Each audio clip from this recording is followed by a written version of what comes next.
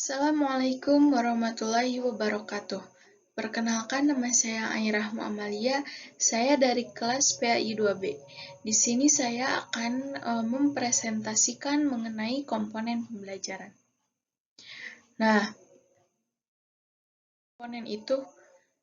komponen pembelajaran adalah kumpulan beberapa item yang saling berhubungan satu sama lain yang merupakan hal penting dalam proses belajar mengajar. Nah, jadi komponen itu merupakan hal penting dalam proses belajar mengajar karena dengan komponen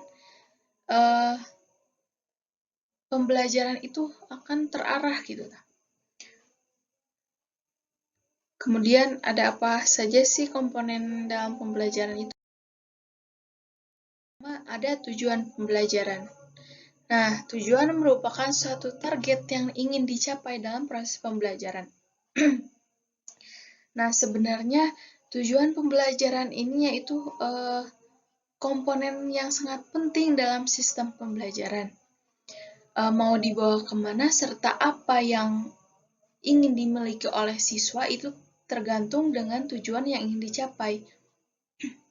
Jadi, tujuan itu kan target yang dicapai. Misal, setelah kita memberikan materi kepada peserta didik, nah tujuan kita itu apa? Apakah supaya peserta didik itu bisa mengaplikasikannya dalam kehidupan sehari-hari atau sekedar ingin mendeskripsikan saja materi yang telah kita sampaikan tadi. Komponen yang kedua ada bahan atau materi pembelajaran. Nah, bahan atau materi pembelajaran itu kan bahasan pokok yang akan dibahas ketika proses pembelajaran. Nah, pembahasan pokok pembelajaran itu harus sesuai dengan yang pertama, fakta. Nah, tentu saja materi dalam pembelajaran itu harus sesuai dengan fakta. Jangan hoak gitu.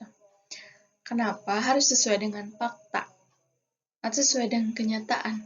Karena agar mudah dipahami gitu, agar mudah diteliti juga oleh peserta didik. Kalau misalkan materi pembelajarannya hoak, itu kan bagaimana gitu? Itu tidak bisa dipercaya. Kemudian yang kedua harus sesuai dengan konsep. Nah, tentu saja materi pembelajaran atau bahan pembelajaran sesuai dengan konsep. Karena jika tidak sesuai dengan konsep, mungkin akan berantakan gitu. Kemudian yang ketiga harus sesuai dengan prinsip. Kemudian harus sesuai dengan prosedur, sikap, nilai, keterampilan. Nah, harus sesuai dengan itu semua. Kemudian ada strategi atau metode pembelajaran.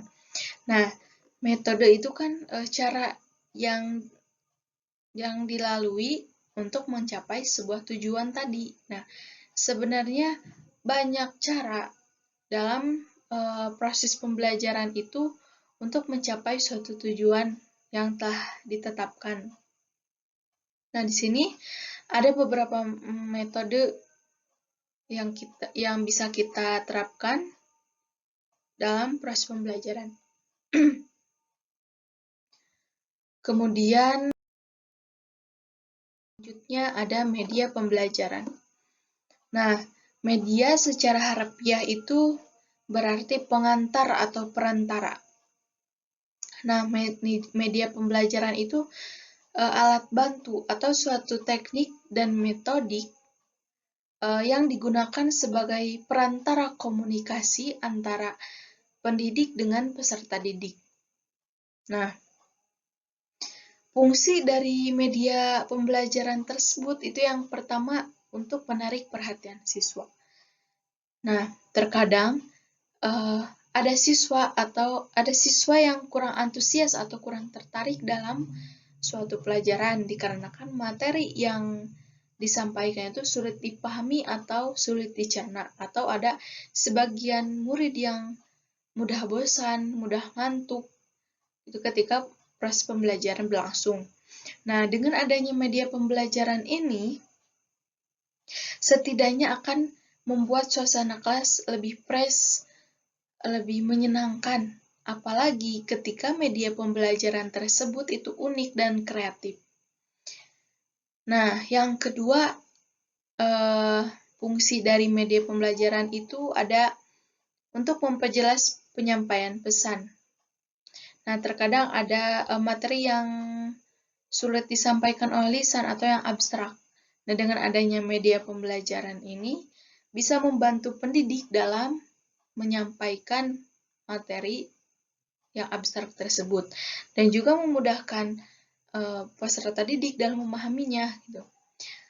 Nah, media pembelajaran itu ada 4. Yang pertama ada media audio, yaitu yang mengandalkan indera pendengaran saja. Contohnya, belajar menggunakan musik, radio, tape recorder, dan sebagainya. Kemudian yang kedua ada media visual, yaitu yang hanya mengandalkan indera penglihatan saja. Contohnya gambar, buku, modul, majalah, PowerPoint, nah seperti itu. Kemudian yang ketiga ada media audiovisual. Nah, media audiovisual itu yang mengandalkan indera penglihatan juga pendengaran. Contohnya, belajar menggunakan video, film. Nah, kemudian yang terakhir ada media serbanika. Nah, media serbanika ini suatu media yang disesuaikan dengan kondisi di masyarakat atau kondisi dalam suatu kelas. Nah, contohnya, ketika kita ingin menggunakan media pembelajaran, nah dalam suatu kelas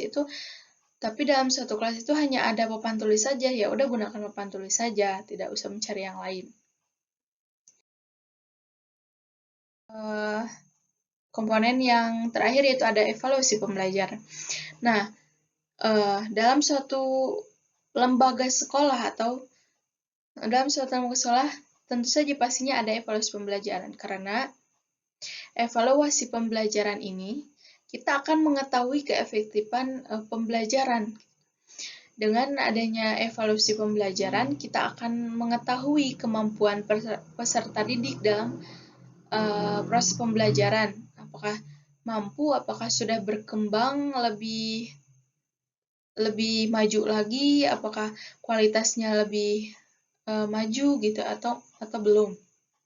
Nah, dengan adanya evaluasi pembelajaran juga bisa mengoreksi pendidik apakah materi yang tersampaikannya itu sudah baik atau belum, atau strategi, media, metode yang digunakannya itu sudah